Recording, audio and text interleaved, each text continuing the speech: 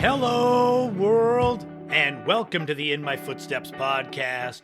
I am Christopher Setterland, coming to you from the vacation destination known as Cape Cod, Massachusetts.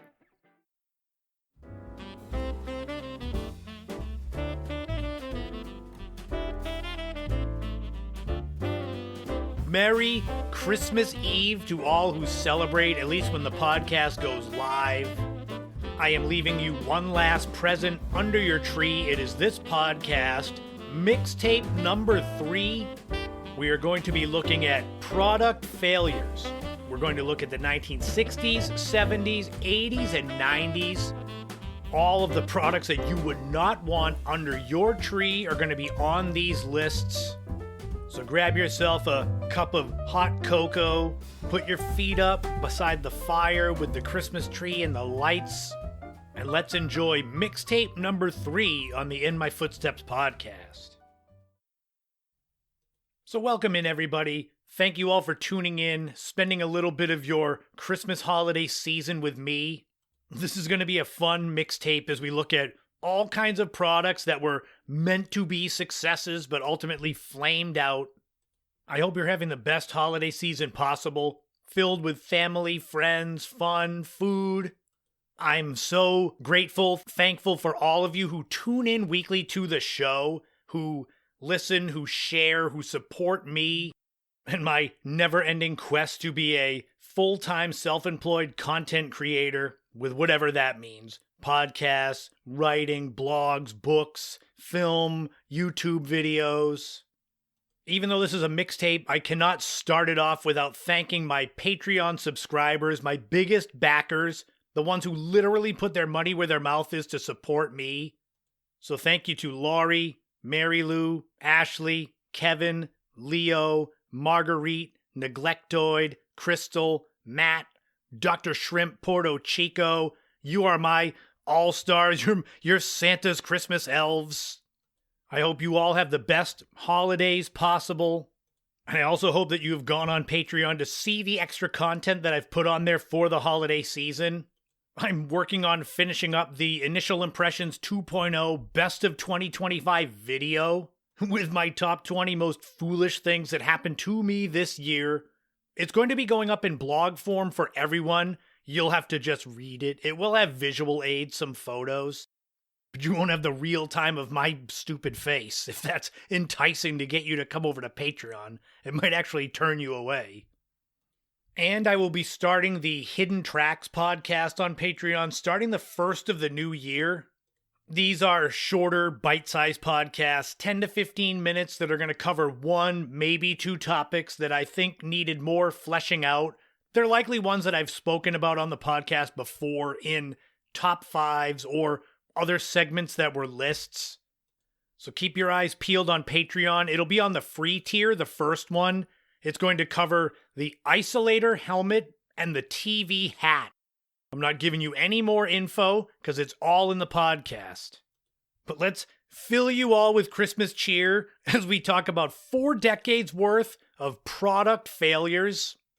So let's crack open a drink. Ooh, there we go. And look at some product failures of the 60s, 70s, 80s, and 90s right now on In My Footsteps podcast, Mixtape number 3. Doing a segment about 1960s product fails, that comes from my statistics for the end of the year from my podcast from 2024, and seeing that the highest demographic of people that listen is not my age group, but it's slightly older, 55 plus. Knowing that made me decide to add a little bit more in the way of 1960s content to the podcast for 2025, because I know that there'll be some of you out there listening that grew up in the 60s, which is great for me because it opens up a whole other decade that I can mine for content. So thank you for listening. I've done a few other decades as far as product fails go, so you can check the archives for those. I came into this decade, this top 5, without much in the way of knowledge of what products failed in the 60s because it's before my time. Other decades that I've done, I have familiarity with. I was still able to find a good top 5 and some honorable mentions. So I'll give you the honorable mentions here and a little bit about the product. Honorable mentions include the Bell Rocket Belt, which was a low-power rocket propulsion device you wore kind of like a backpack with a belt. Another honorable mention was celery-flavored Jell-O.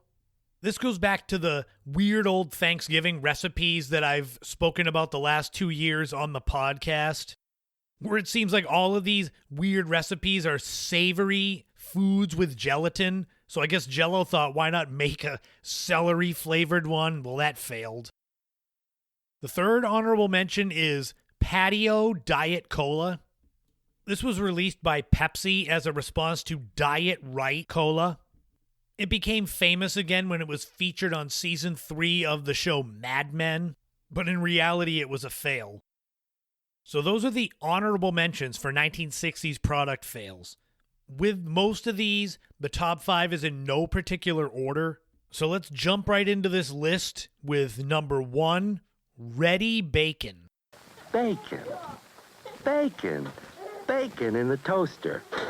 It's something new, this Ready Bacon. Bacon you don't have to cook. They cook it for you. Very nice. If you want bacon. Ready Bacon was made by the Ready Whip company, so whip topping, Cool Whip, that same idea. This was first released in 1964 as Instant Bacon, which took 90 seconds, and the joke was that instant was actually 90 seconds back then.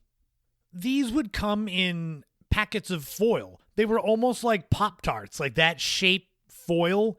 Each of these, there'd be 2 in a package. It would have 4 strips of finished off bacon that you would throw in the toaster. The bacon was in the foil, in between some absorbent paper, so like paper towels inside the packet. It all sounds well and good, but the problem came with the integrity of the foil packaging. If there was any kind of hole, puncture in the foil packaging, you were at a risk for any residual fat that was congealed in the bottom there of heating back up, leaking out from the hole, and then setting your toaster on fire. The advertising would say it saves you from soiling your pans with bacon, but is it a fair trade-off if instead of getting your pans dirty, you burn your house down because the bacon grease leaked into your toaster? It was discontinued after a very short time, but it did set the precedent for microwavable bacon in the future. Number 2 is the Amphicar. But where are we getting with this fish-out-of-watery theme of ours? This looks a perfectly normal motor car, but what's its name? The Amphicar. Oh, yes, I begin to see. Just for a start, you make the doors watertight. Amphibious car that goes in the water as well. That's what this was. This vehicle was made in West Germany, and it was launched in 1961. It was meant to be the best of both worlds, a boat and a car. The front looked a little more like a boat with headlights. The rear had the fins that looked kind of like the cars of the late 50s. The problem was that it wasn't good at either. It was less powerful than a boat, less powerful than a typical car. When the Amphicar was first for sale between 1961 and 66, it sold for just around $3,000. So you're looking at about $30,000 today. But knowing that it wasn't good as a car or a boat, I don't know if it would be worth it if it was out today to get one for 30 grand. It did not sell, although perhaps its most famous owner was then President Lyndon B. Johnson. And there's a funny story about him having guests at his ranch and driving them around in the Amphicar and going down the hill towards the lake and screaming that his brakes didn't work. So that's pretty good. Number 3 is DuPont Corfam shoes. Shoes in Corfam. It's so easy, it's so easy, it's so easy. Patent finish never cracks. Shoes in Corfam. So easy to look at. Corfam. Corfam was DuPont's invention. It was a synthetic material that looked like leather. It was kind of a mixture between plastic and fiber. The big problem with these was that they cost a lot to make. They were first released in 1964, and more than 7 million pairs of these Corfam shoes were sold between 1964 and 69. Besides them being expensive, these Corfam shoes didn't breathe like regular leather, and if you didn't get a perfect fit, the material didn't expand like regular leather. Vinyl shoes came around and got really popular into the 70s and basically killed Corfam shoes. Number 4 is Astrocolor. Astrocolor. American Airlines' new color movie system uses 14 separate screens throughout the plane, so you are never more than 5 rows from the picture. Every Astrocolor screen has its own built-in projector, and the picture itself is so bright we even leave the cabin lights on. In doing my research, I saw there is a band named Astrocolor. This is not them. In the early 1960s, American Airlines hired Bell and Howell, a film equipment manufacturing company, to design an in-flight entertainment system, and the result was Astrocolor. It would show movies, but this was long before the days of VHS DVD, so airlines needed the 16mm celluloid film reels to show the movies on their flights. What's crazy is they had the whole film laid out, and because there were TV screens on the plane, the film would go through each TV before getting to the end and starting to wind up. That sometimes there was 300 feet worth of film just laid out on the plane. Well, not on the floor, up above the luggage racks. Using the 16mm film meant that the people in the front of the plane, what they saw on their screen, the people in the back of the plane with the last TV wouldn't see for 5 minutes. So nobody was watching the movie at the same point at the same time. Trouble with the projector itself could delay flights, and the failure rate on the film, the celluloid film during flights, was 20%. So it was a novel idea, but the fact that this could actually cause your plane to be delayed, that's partially why they stopped making it. And finally, number 5 on the list of top 5 1960s product fails is Smell-O-Vision. This was first tinkered with in the late 1950s when the craze of 3D had started to die down.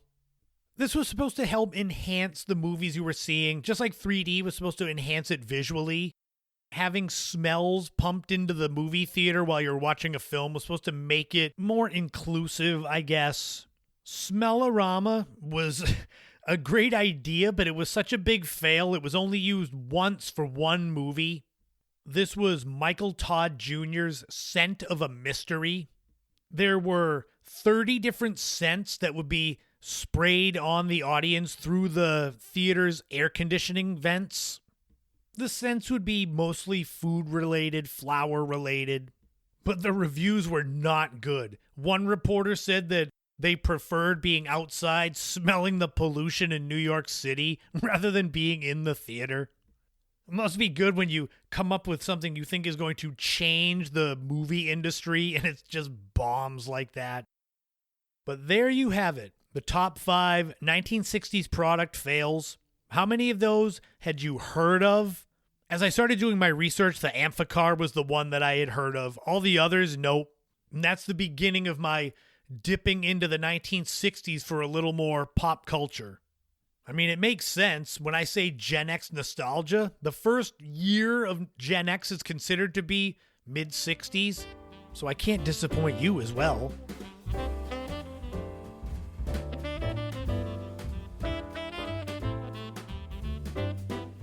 And now we're going to look at 1970s product busts. As always with these lists, there are some honorable mentions to kind of whet your appetite, get you ready for what's to come in the actual countdown. These I won't spend too long on. You'll have to do your own research. Honorable mentions for 1970s product busts include toaster eggs, the AT&T picture phone, Laserdisc, and the Ford Pinto. When it comes to these products, they had to have been invented in the 1970s. They didn't have to necessarily fail then, and you'll see why I'm bringing that up. And as I always say, the top 5 is in no particular order. So let's just dive right in with number 1, Touch of Yogurt Shampoo. This product was invented by Clairol, and it came out in 1979. I don't know where the idea came from that the solution for oily hair would be to put some yogurt in a shampoo. This product failed, and you could probably guess why. If you've ever seen TV commercials where stunts are performed and it says, "Do not attempt," it's because there are people so stupid that they will try to do things they see and then sue the company. So if you got a shampoo that said it had yogurt in it and you were a complete idiot, what do you think you would do? You would try to eat it, and people did. That's what makes me laugh, is that there were people so stupid in this world that they thought shampoo was edible because it said it had yogurt. Just unbelievable. And speaking of things that people thought were edible, number 2 is McSpaghetti. This is a legendary flop. Imagine a fast food company like McDonald's thinking that creating a spaghetti dish would be successful. This was introduced in the early 1970s, and it was a pasta dish. Linguine with marinara sauce, cheese, sometimes meatballs. And from the pictures I've seen, it looks like it was served in one of the Big Mac containers, like those cardboard clamshells. But honestly, who was going to go to McDonald's to have spaghetti? I'm sure maybe 1 or 2 of you out there are holding up your hands, but seriously. It's right up there with epic fails like their Mick hot dog and Mick pizza, because everything is Mick. Shockingly, though, as big of a failure as McSpaghetti was here in the United States, in the Philippines, they still have it. So if you were really dying to get McSpaghetti, you could fly to the Philippines and try what it was all about and then probably be disappointed. Number 3 is Betamax. This is what I meant by saying the product had to be invented in the 1970s. Betamax came out just before VHS and was the way to record television shows on a video cassette back in the early days of VCRs. Betamax was originally released in 1975. By the time I was growing up in the 1980s, I could remember Betamax being a punchline in the mid-1980s. As soon as VHS came around, the quality was so much better, and the tapes could be extended play, long play, super long play, so you could get 6 hours sometimes on tapes. Betamax did not have that. Sony was the company behind Betamax, and they held out as long as they could, but by 1988, even they were creating VHS tapes rather than Beta. Number 4 is Gerber Singles. This you have to see to believe. Gerber is baby food. You think of baby food, right? This was basically baby food for adults. These came out in 1974 and were marketed towards college students and busy adults. Honestly, imagine going to the store and seeing these jars of what they literally look like baby food. Are you going to get that? Unless you were drunk or stoned or looking for a laugh, why would you buy that? With flavors like beef burgundy?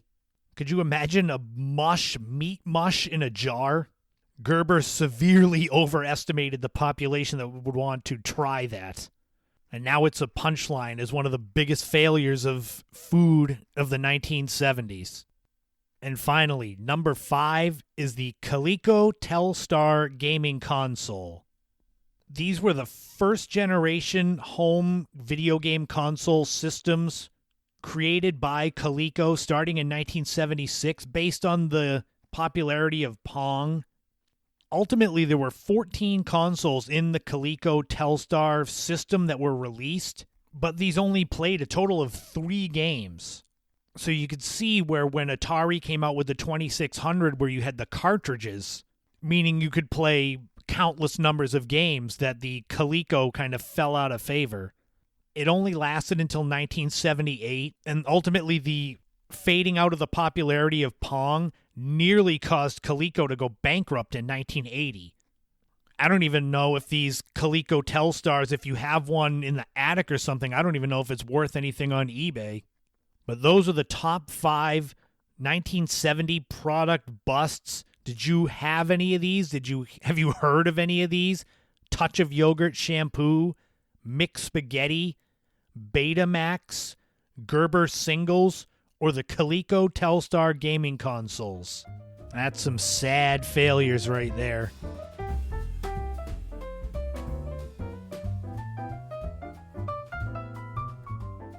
There was definitely a fair share of flops in the 1980s, and that's this week's top 5. The top 5 1980s product flops.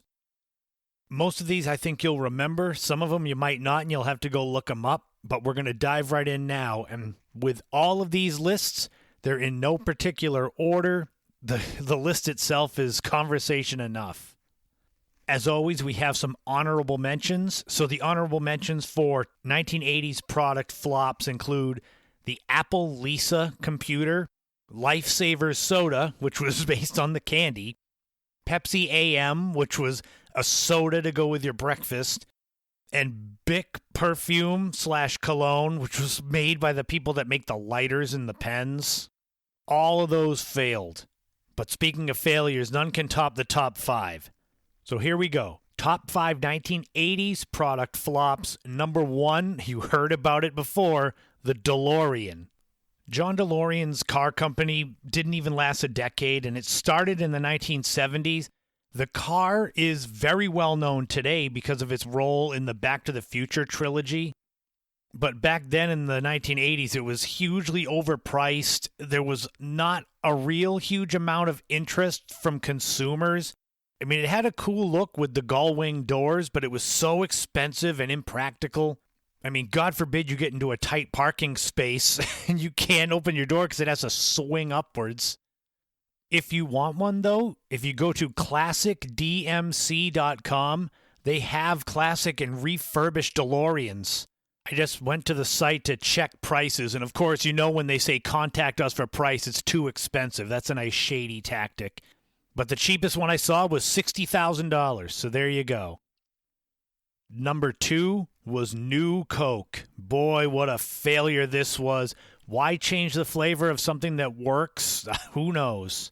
Coke had been losing the market share for soft drinks in the 80s, so in 1985 they changed the flavor of their drink. It was such a humongous flop that within 3 months they brought back the original flavor and called it Coca-Cola Classic. New Coke was such a huge bomb that it almost feels like they did it intentionally to get that market share back, where they made a product so bad that people would long for the original, but who knows? Number 3 was Colgate kitchen entrees. That's right, microwave or oven dinners made by a company that makes toothpaste. These came out in 1982 and were seen as an attempt by Colgate to capitalize on their popularity in the oral hygiene department by expanding into frozen ready-made meals. Unfortunately, people weren't willing to try beef lasagna or Salisbury steak made by a toothpaste company, and it flopped huge. After doing that, Colgate was smart and stuck to oral hygiene. Number 4 is the E.T. Atari game. Considered probably the biggest bust video game in history, the E.T. game was rushed in 1982 to get out in time for Christmas to capitalize on the movie. The graphics are nothing to write home about. I mean, most Atari games, the graphics are not why you would play them today. Back then they were seen as great, but it was just boring and pointless, and it was rushed, so it looked like crap, played like crap. So many of the cartridges were made. Now, initially it sold well, with about 2.6 million games sold by the end of 1982. However, nearly 700,000 of those were returned sometime early in 1983, and somewhere between 2.5 and 3.5 million cartridges went unsold. Forever, I remember growing up, there was the urban legend that a lot of these unsold cartridges got buried in the desert in New Mexico, and it ended up being true. In 2014, they dug up the copies. It was mind-blowing. And this game itself was a huge contribution to the video game crash of 1983 that nearly killed the industry. And finally, number 5 on the top 5 1980s product flops is the McDLT. It first came out in 1984 and was really just a burger, but it was the lettuce and tomato and the veggies on one side of the styrofoam with the burger on the other side. And the tagline was keep the cool side cool and the hot side hot. And it was a 2-chambered styrofoam container, so it was big and cumbersome. And it was just pointless. I don't think I ever got a McDLT when it was around in the 1980s because it was just like, what is the point of this? Charging extra money just to get the lettuce and tomato on the cool side? There is a famous commercial of a pre-Seinfeld Jason Alexander dancing around and singing the McDLT song. But other than that, it was a huge bomb that lasted until the early 90s and contributed a lot of extra styrofoam to landfills. But there you have it, the top 5 1980s product flops. Did you ever come in contact with any of these if you grew up in the 80s? DeLoreans, the new Coke flavor, Colgate kitchen entrees, Atari's E.T. game, or McDonald's McDLT? The only thing I can think of is I've seen DeLoreans. All the others are just, I've never seen, played, eaten any of those.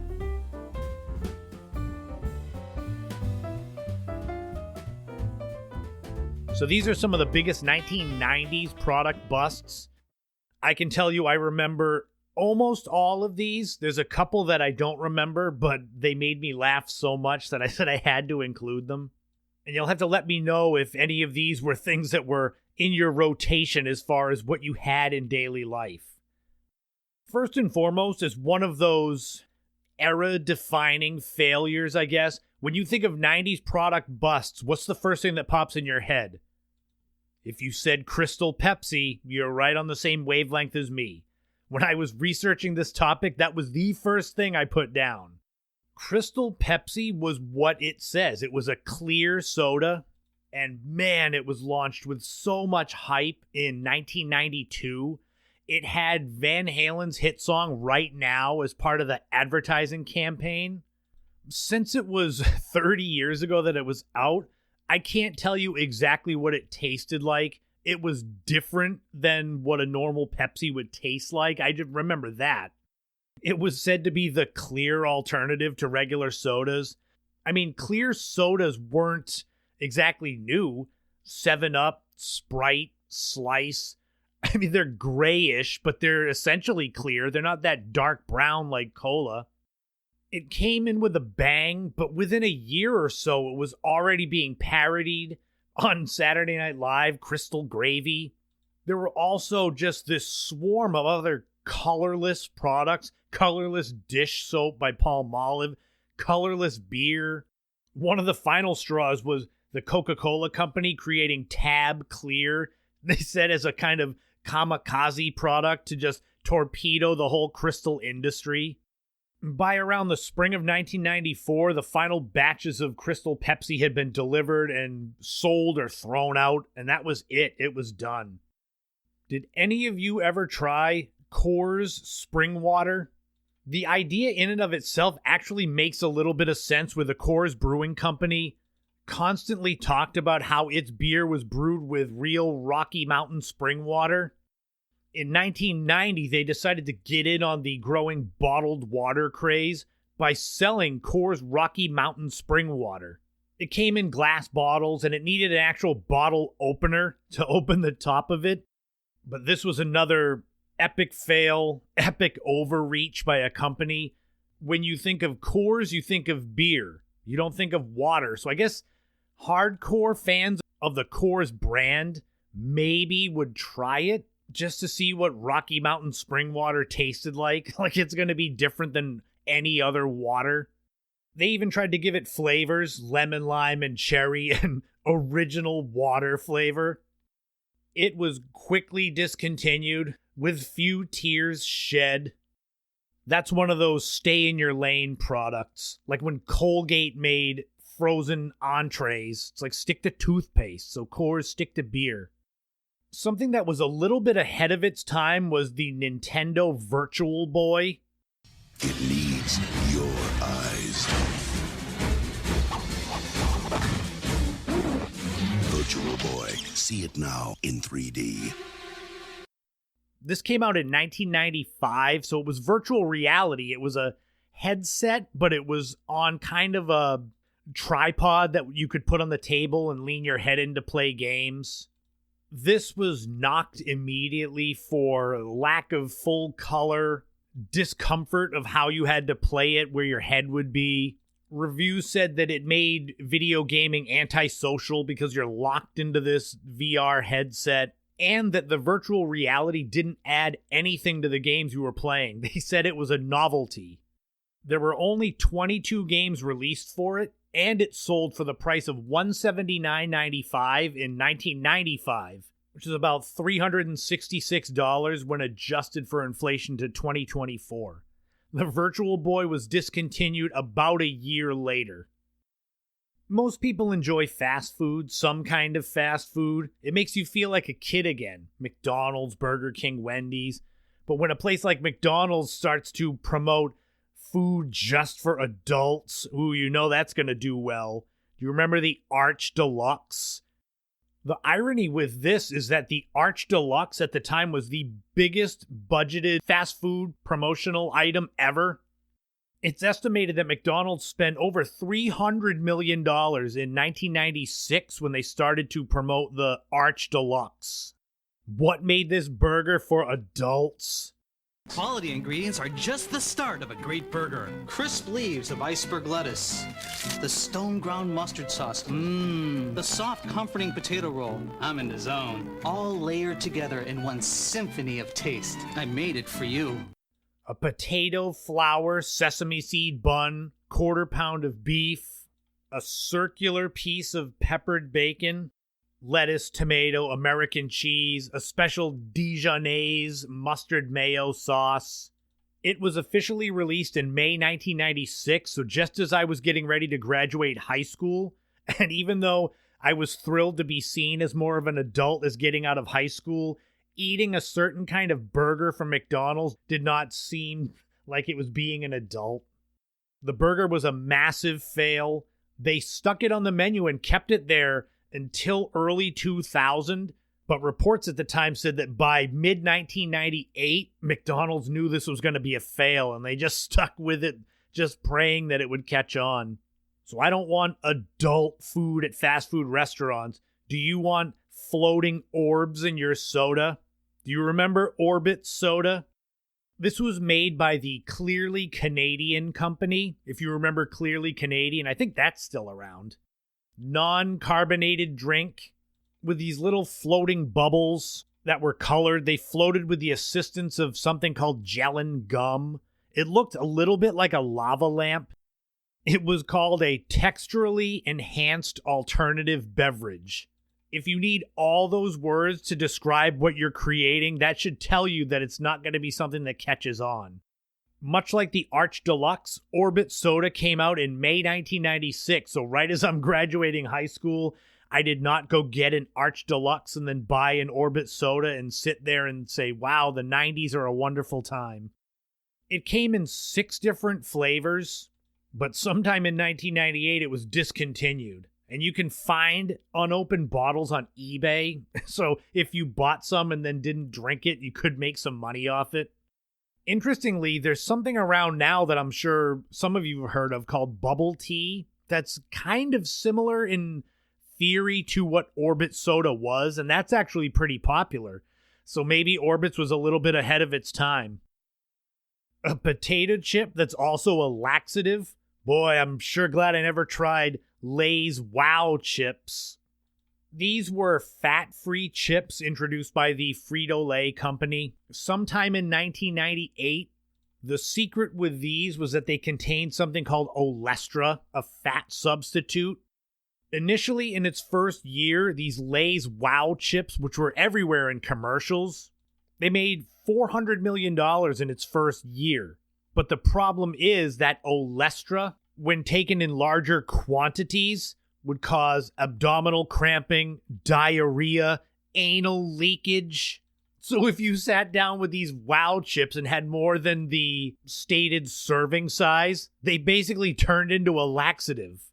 They even had to start putting warnings on the bags of chips to tell you what was in them. That's a sign right there. If you're like, these are fat-free chips, they're great, but they're made with this thing that's terrible. Like, you should know that's not good. By the second year of these being out, the sales of Wow chips had dropped by more than half. They were rebranded to Light chips, and they stuck around until the 2010s. But the formula was changed, so it wasn't the original Wow chips. Speaking of very 90s products, do you remember Zima? It was a clear, lightly carbonated alcoholic beverage, kind of like a wine cooler or a cooler in general, seen as an alternative to beer. This was also made by the Coors Company. This came out in 1993, so after their spring water had failed, they decided to do something more in their wheelhouse containing alcohol. These commercials were everywhere in the early to mid 90s. The cool alternative drink with the young people. Ooh, I'll have a Zima instead of your stupid beer. People tried it, and in its first couple years, it was initially relatively popular. But then this drink was routinely made fun of on late night shows with David Letterman, seen as a women's drink. And it died a slow death, finally being discontinued in the United States in 2008. Cereal on the go is a good idea. Kellogg's Breakfast Mates might not be that much of a good idea. For mornings at your pace, there's new Kellogg's Breakfast Mates with a bowl of your kid's favorite Kellogg's cereal, milk and spoon in one. It's everything you need to make breakfast easier. These were single-serving cereals that were released in 1998, so Kellogg's brands, Frosted Flakes, Fruit Loops, Mini Wheats, Corn Flakes, those types of things. But it also came with a 4-ounce serving of milk, which required no refrigeration. And this ended up being kind of a confusing product because even though this milk required no refrigeration, so you could put it in the cereal aisle, they decided to put this in the refrigerated section of supermarkets. And also having cereal with warm milk that you poured from a little container like that was just weird. This product was such a fail that within a year, by 1999, it was pulled off the shelves, and it damaged Kellogg's reputation so much that General Mills leaped over them to become the #1 cereal company in the country.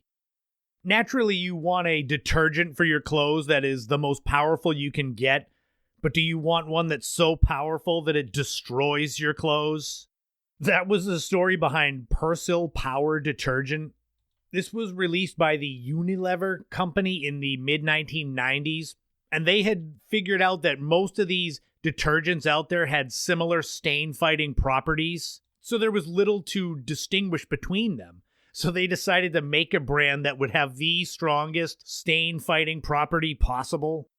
In May 1994, Persil Power was released. There was already a Persil detergent, which many people felt did the job fine. The problem was with this Persil Power that after a few times of washing your clothes, not only did it strip the color away from the clothes, but then it would also start to eat away at the structural integrity of your clothes. So you'd put on your shirt after washing it a few times in Persil Power and it would just rip the sleeves off. Within a couple of years, after all of these complaints about what this did to people's clothes, they issued a product recall and shelved Persil Power. And finally, the final 90s product bust is a symbol of luxury and unnecessary that I thought was too funny not to include, and that is Thirsty Dog or Thirsty Cat bottled water. So bottled water for your pets. I get it. Those of you that have dogs, cats, you love them. They're your family. They're like your children. And everyone has them now, especially after COVID. But in the 1990s, to buy special bottled water for your animals, man, that's just very unnecessary. This product was released in and discontinued in 1994, so it did not last long. There is not a lot of information out there about this product because it was gone so fast. Although I can tell you the waters were flavored for the animals, so Thirsty Dog was crispy beef flavored, while for the cat it was tangy fish flavored water. Can you imagine being a young person in 1994 after a night out partying and you come home and you need water to kind of sober you up, and you open the fridge and grab a bottle of water not knowing what it is, and it's fish flavored water. I could just imagine people taking a swig of that and puking all in the fridge. I don't know. That was the funniest one. When I saw that, I couldn't believe it was real. But there are pictures of these bottles with like a dog face or cat face on the bottle of water. I would assume most of you out there had never heard of that one, but had you heard of the other 90s product busts? I would think the Crystal Pepsi or Zima or the Arch Deluxe or the Wow chips would be the ones that you'd remember the most. The 90s were an awesome time to be alive and growing up, but these products definitely did not age well for us that grew up back then.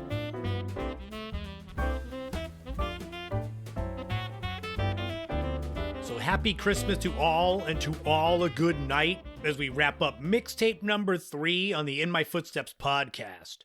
How many of those products that were mentioned there did you have or did you wish you had, and now looking back you're glad you didn't? And in case you were curious, coming up next month in January, I will have a segment on product fails of the 2000s. It'll kind of complete the playset, but I'm not going to make another mixtape where I just throw that one in. Thank you to all of you that tuned in. Thank you to everyone that makes this appointment listening your weekly dose of Gen X nostalgia and pop culture. For all of us that are early 40s to mid 60s that make up Generation X, makes us feel a little less old briefly.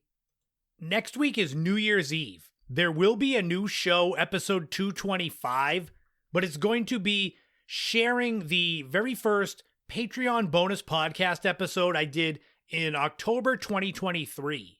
So it is new because it's only been up for my paying members on Patreon. What I wanted to do was share it with everyone so you get kind of an idea of what I do over there. Maybe entice some people to come and be paying members.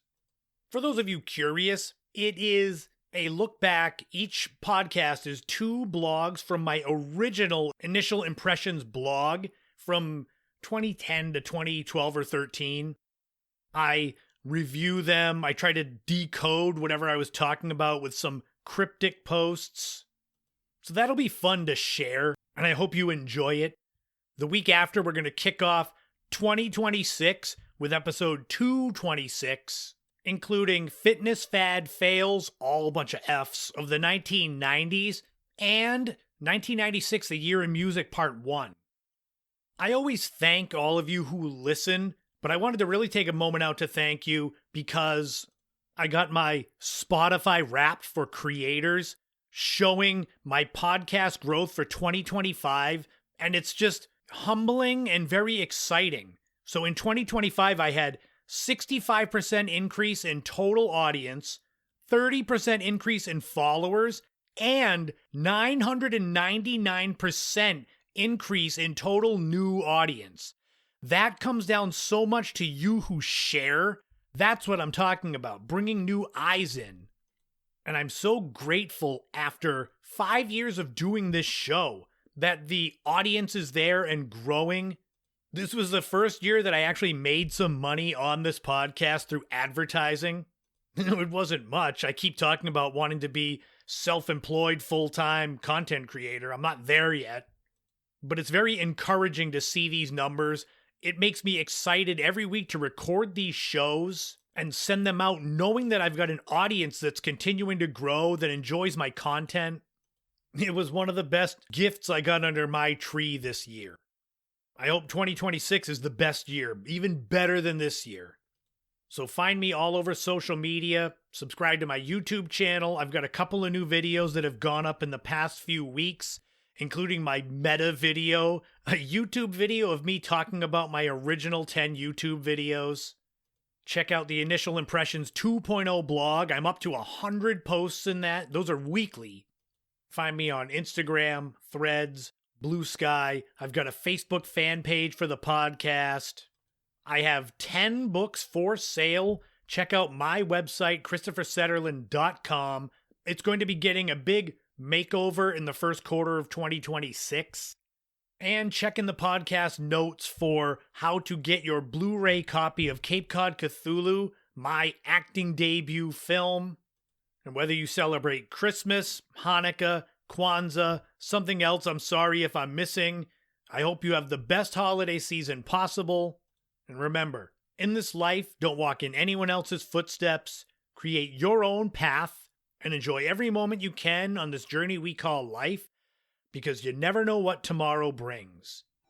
This has been the In My Footsteps podcast, Mixtape 3. I am Christopher Setterlin.